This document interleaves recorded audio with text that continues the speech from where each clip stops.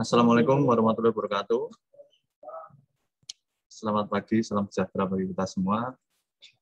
Yang saya banggakan, teman-teman KPP Pratama Bojonegoro.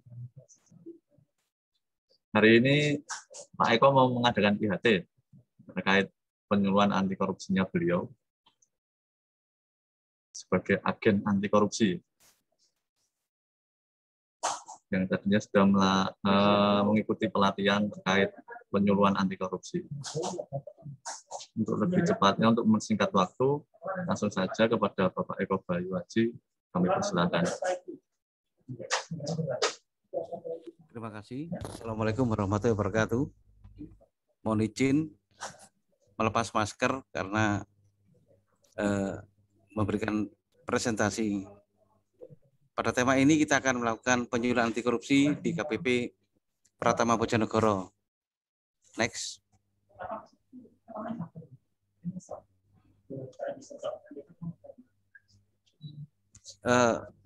Kami mengingatkan lagi yang di Suki untuk keselamatan kita semua di masa pandemi ini, mohon agar kita mengikuti protokol kesehatan, jaga jarak, batasi mobilitas, menggunakan masker dan mengukur suhu. Karena termometer udah ada di ruang-ruang yang ada, dan sudah kita belikan termometer tripod ya yang dari depan. Ada fasilitas hand sanitizer di tiap lantai dan ruangan, tempat cuci tangan dan sebagainya.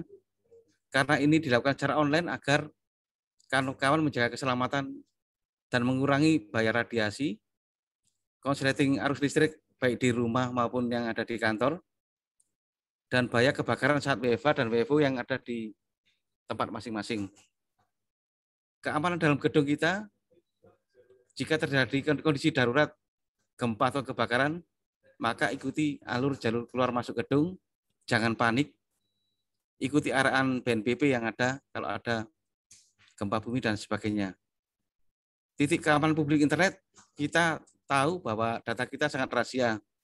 Mohon agar menjaga kerahasiaan data, terutama hal-hal yang bersifat kedinasan, karena ada ketentuan yang kita dilarang untuk men-share hal-hal yang bersifat dinas, dan jagalah rahasia kedinasan kita.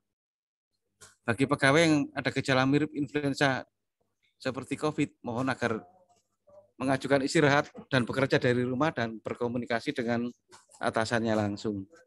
Next. Lapor kontingensi, mulai pemadam kebakaran, alat antisipasi gempa dan sebagainya kita sudah ready, CCTV, dan ada perangkat-perangkat baru dalam menghadapi COVID-19 ini ya. Kita sudah lakukan penyemprotan rutin, ada termometer baru yang tanpa menggunakan manusia, tapi kita langsung pakai tripod ya, yang terbaru kemarin, baru 2 hari ya. Mohon saran masukannya kalau perlu di Suki. Next. Tempat jalur evaluasi sudah ada gambarnya di masing-masing ruang tempat di gedung ini ya. Next. Memasuki materi, pelaksanaan materi tanggal 19 Agustus 2021 peserta seluruh pegawai WFH dan WFO, materi konsep dan pencegahan korupsi ya. Next. Kita tahu bahwa klasifikasi korupsi itu antara lain gratifikasi, suap, penggelapan dalam jabatan ya, yang sering kita mendapatkan penyuluhan, pemerasan, perebutan curang, konflik kepentingan, kerugian negara ya, itu termasuk klasifikasi korupsi tipikor ya, tindak pidana korupsi. Next. Kenapa kita memandang korupsi sebagai musuh bersama, ini sering kita dengar ya, tapi kita sajikan secara praktis saja biar mudah dipahami. Kita udah memungut, sebagai petugas pajak udah memungut pajak ya, mengadministrasikannya, menagih, sampai kita mensosialisasikannya. Apakah warga negara ini mendapat fasilitas sesuai dengan kekayaannya yang dimiliki dengan bayar pajak yang benar? atau hanya disimpan di tempat lain ya, di luar negeri misalkan. Bagaimana nasib bangsa kita ke depannya kalau ada korupsi ya, baik masa depan dan masa kini ya, pasti nggak jauh-jauh dari kemiskinan, rendahnya kualitas pendidikan, kesehatan dan pelayanannya kurang berkualitas ya, kehidupan yang berbiaya tinggi, ekonomi dan mental masyarakat ya. Next,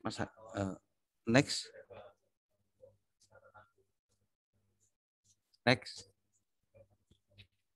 Mas Farid. Maaf, ada gangguan sedikit biasa.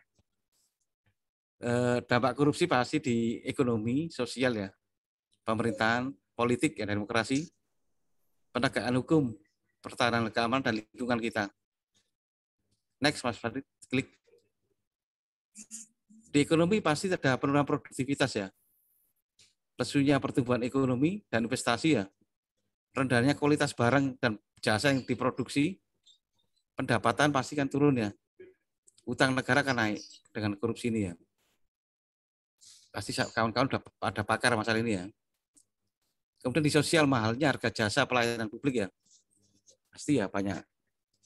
Karena dengan korupsi itu pasti akan ada sesuatu tidak prosedur ya. Kemudian pengentasan kemiskinan menjadi lambat ya. Meningkatkan angka kriminalitas, terbatasnya akses warga miskin ya, dalam bidang apa saja ya.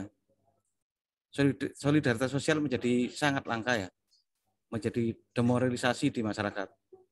Di birokrasi banyak tidak efisien intinya ya, dan pelayanan menjadi tidak perlu ke masyarakat ya jadinya ya. Untuk politik ya itulah munculnya KKN ya, munculnya kapitalisasi ya, hancurnya kedaulatan rakyat, hilangnya kepercayaan rakyat pada politik dan demokrasi yang ada, sehingga peran masyarakat menjadi kurang ya. Penegakan hukum tidak berjalan sesuai dengan undang-undang. Adanya perbedaan penegakan hukum ya, pilih kasih lah ya. Kemudian kepercayaan masyarakat jadi berkurang. Diancam lingkungan juga sama, intinya akan menurunkan kualitas ya. Ya, kehidupan berbangsa ini ya dampaknya ya. Pasti itu ya. Next.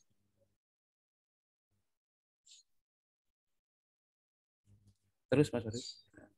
Hubungan back. Nah, hubungan antara dampak korupsi dan biaya sosial. Jadi korupsi ini menimbulkan biaya sosial ya, pasti itu. Biaya sosialnya antara lain pelayan publik tidak jadi membayar, tidak profesional ya. Biaya pendidikan makin mahal, jadi makin gak terjangkau oleh masyarakat umum ya. Masyarakat hidup di bawah garis kemiskinan.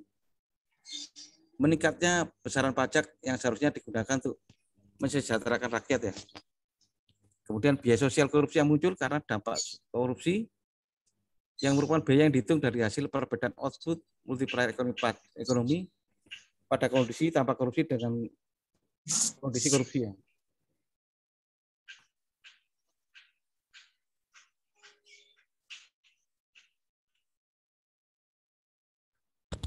Dampak korupsi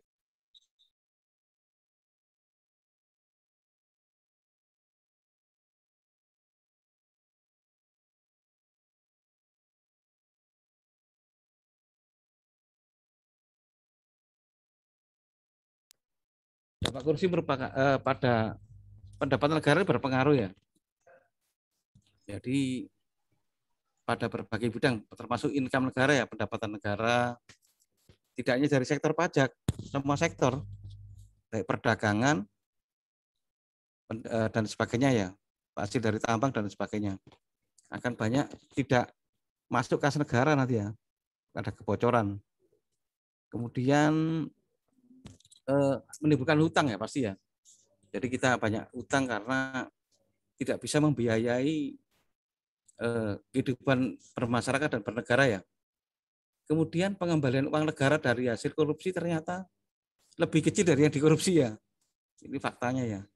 Sehingga kerugian negara akibat korupsi yang 2 tahun yang lalu ini ya, sekitar 168 triliun ya. Koruptor hanya mengembalikan 15 triliun. Jadi ada selisih 153 triliun ya kerugian negara ya. Itu ya dampaknya ya, uang hilang ya, nggak balik-balik ya. Next. Kata kunci anti korupsi apa? Integritas, itu aja enggak. Loh, kok integritas, Pak? Ya, iya. Karena kita yang tahu perbuatan kita sama Tuhan aslinya ya. Kita sama Tuhan. Kembali ke kita sendiri untuk mengetahuinya ya.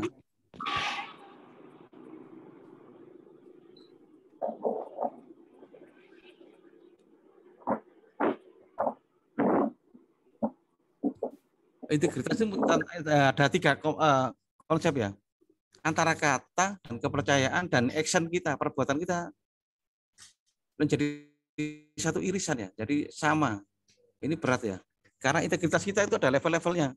Semisal Mas apa ya, saya jadikan contoh ya.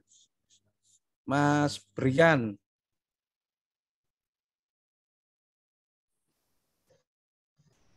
kasih 1 juta tidak Pak? Misalnya gitu. 1 juta, enggak mau saya. 500 juta, aduh, sih Pak, pikir-pikir. 1 miliar, nah itu ya. Kita punya level masing-masing ya. Jadi kita bisa mengukur diri kita ya. Jangan sampai level integritas kita kalah dengan hal yang ditawarkan yang tidak sesuai dengan ketentuan ya. Dengan hati nurani lah ya. Yang ukuran kita kan selain ketentuan juga hati nurani kita ya. Sebagai manusia ya. Itu next. Mas Farid. Nah ini dari KPK 9 nilai integritas yang bersih dari korupsi yaitu jujur. Jujur ini ya harus dilatih ya. Ada jujur yang memang orangnya jujur ya, ada juga yang perlu dilatih. Peduli, yaitu kita peduli ya pada keadaan mandiri, disiplin, bertanggung jawab, kerja keras, sederhana, berani, adil dan sabar ya. Salah satu integritas dalam korupsi ya, kita jujur, peduli, mandiri pasti ya. Kita kalau jujur dan peduli pada keadaan dan mandiri dalam bekerja, insya Allah mandiri, kita tidak bergantung pada orang lain, meminta-minta pada orang lain, insya Allah tidak akan dijauhi ya dari korupsi ya. Meskipun godaan itu ada, tapi kita berusaha dari diri kita sendiri untuk menghindari ya. Tanggung jawab, karena perbuatan kita harus bertanggung jawab pada hasil kerja kita, kualitas, sesuai dengan mutu dan standar IQ kita ya. Kerja keras, sederhana. Sifat sederhana ini penting, karena gaya hidup itu kan pasti mengandung ongkos ya. Siapa, ya situlah ya, teman-teman lebih paham. Berani, adil, dan sabar ini agak susah ya. Berani itu ada levelnya juga. Adil juga kita belum mampu, tapi kita belajar ya, sama-sama ya. Sabar ya, ini sabar juga susah. Diomongkan gampang, tapi harus praktek ya, step by step. Oke, next Mas Farid. Nah ini yang tadi ya disebutkan ya. Ada yang visioner lagi, akhlakul karimah ya. Ada saya lihat di slide-nya yang ada. Berarti akhlak yang baik. Budi pekerti lah bahasa Indonesia. Budi pekerti yang baik yang sering kita lupakan ya. Bagaimana kita bekerja, bagaimana kita kepada WP bekerjanya, bekerja pada negara. Sebagai posisi apapun, tidak ada posisi di kantor pelayanan pajak Pratama Bojonegoro di DJP ini agak penting. Pelaksana, fungsional. Tanpa mereka ya nggak akan jalan ya semuanya ya. Tanpa pelaksana misalkan di PDG di Mas Jai, nggak akan terima gaji kawan-kawan ya. Tanpa fungsional nggak akan ada temuan. Potensi tanpa AR ya sama, tidak ada pengawasan terhadap BP ya, susah ya. Jadi semuanya saling sinergi. Yang di pelayanan sama juga. Tanpa mereka ya wajib pajak nggak bisa dilayani dengan baik. Akan juga kesulitan, nggak mungkin AR atau dari pelaksanaan bisa membackup full ya. Ya itu ya. Kita saling sinergi ya itu ya. Juga menghindari korupsi ya. Next, Mas Farid. Apa harus dilakukan? Nah ini sebenarnya ini simpel tapi ya harus konsisten ya. Gak semudah yang dikatakan tapi kita berusaha terus ya. Sebagai salon 4 mungkin berikan contoh dan keteladanan ya. Ini susah ya, tapi kita harus berusaha ya. Menasihati anak buah jika salah dengan caranya dan seni-seni ya. Seni berbicara, komunikasi, menolak dan menjanjikan dan menerima sesuatu dari wajib pajak. Ini yang paling rawan ya. Jadi harus bersama-sama ya, baik atasan maupun bawahan untuk menolak ini. Juga mengingatkan bekerja sesuai dengan prosedur ya, ketentuan yang ada. Leadership dan adalah agen tertinggi perilaku korupsi ya. Leader dan agen tertinggi perilaku korupsi. Jadi pemimpin di seksi kantor satker itu juga sebagai role modelnya ya, agennya ya. Next, Mas Farid. Ya ini nilai pokok etika kita yang diperlukan adalah kejujuran, keadilan, keteladanan ya. Teladanan itu penting. Wah, seniorku bisa gini. Wah, seniorku kok bisa ya begitu ya. Nah, lama-lama kan diikuti tanpa kita nuturi ya, nasihati ya, ngomongin ya. Ada kerendahan hati, keterbukaan, kemandirian, kehormatan, rasa malu ya. Ini penting rasa malu ini. Sebagai indikator saringan kita ya. Untuk bisa melangkah lebih baik. Next, Mas Farid. Jadi yang saya sampaikan singkat-singkat ya biar gak bosan karena kita sering dengarkan ya. Karena ini ilmu lelaku ya, ilmu lakon terus dijalankan. Gak bisa korupsi adalah, gratifikasi adalah gak cukup. Ini contoh dari Pak Muhammad Hatta ya, pesannya itu. Kurang cerdas dapat diperbaiki dengan belajar. Kurang cakap dapat dihilangkan dengan pengalaman. Namun tidak jujur itu sulit diperbaiki. Nah ini beliau ngomong gitu ya. Tidak jujur ini sulit diperbaiki, tapi bisa dikurangi. Ya mungkin ya. Teman-teman lebih paham lah mungkin dengan mendekatkan kepada yang pada Allah ya, pada Tuhan ya. Mendekati orang soleh katanya. Mendekati kawan baik gitu ya. Lama-lama kita tergiring ya untuk menguranginya ya. Next. Buku yang direferensi ya. Ini banyak dari KPK, terus dari beberapa pengarang ya, banyak di toko buku ya atau di internet. Semoga bisa jadi referensi ya. Next, Mas Farid. Jangan lupa ini pesannya kakek nenek ini. Pada anak cucu kita, nanti kita itu bertanggung jawab loh ya. Kehidupan anak cucu kita ke depan, kita yang tanggung jawab. Gara-gara kita nanti begini ya. Nama baik orang tua kita jaga selalu ya. Ingat, dalam berbuat apapun, ingat wajah orang tua. Dulu kita dibesarkan, jangan membuat malu mereka. Ini nasihat buat saya sendiri loh ya. Maka jauhilah korupsi sejak dini. Sejak dini ya, jangan yang besar-besar dulu, sejak dini. Saling mengingatkan jika ada sesuatu yang tidak benar. Memang diingatkan tuh gak enak, pahit. Kayak onalan apa? Pahit apa? Pilkina ya, yang pahit sekali ya. Jatuh jadam yang pahit. Tapi hasilnya adalah kesembuhan ya. Gunakan saluran resmi jika ada penyalahgunaan ya. Tapi monggo dimusyawarahkan dulu yang baik-baik, diingatkan sebagai kawan sahabat ya. Mungkin cara mengingatkannya juga ada seninya. Kalau di depan orang banyak jangan ya. Ya mungkin personal nyantai ngopi sambil futsal mungkin ya. Atau sambil mancing ya. Mungkin lebih masuk dia daripada sambil serius ya. Next. Terima kasih atas perhatiannya. Kalau ada saran perbaikan mengenai kantor, silakan ke Suki, jangan sungkan-sungkan. Ada masalah cuti, silakan. Misalkan keadaan sekarang ada larangan cuti, semisal membutuhkan cuti dengan kepentingan urgent, silakan hubungi kepegawaian ya. Jadi segala sesuatu enak kalau kita saling memberitahu ya. Ya begitu aja dari kami, mohon maaf. Kalau ada kekurangan dimaafkan, kalau ada kelebihan ya Ya nggak apa-apa. Wassalamualaikum warahmatullahi wabarakatuh. Selamat pagi.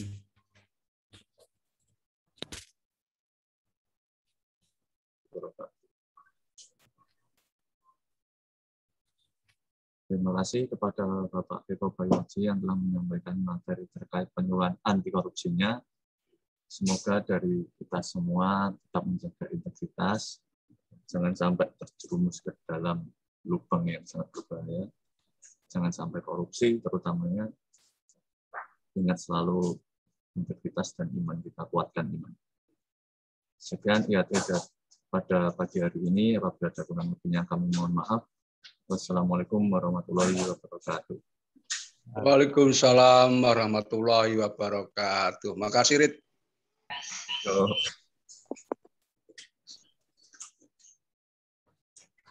Agung.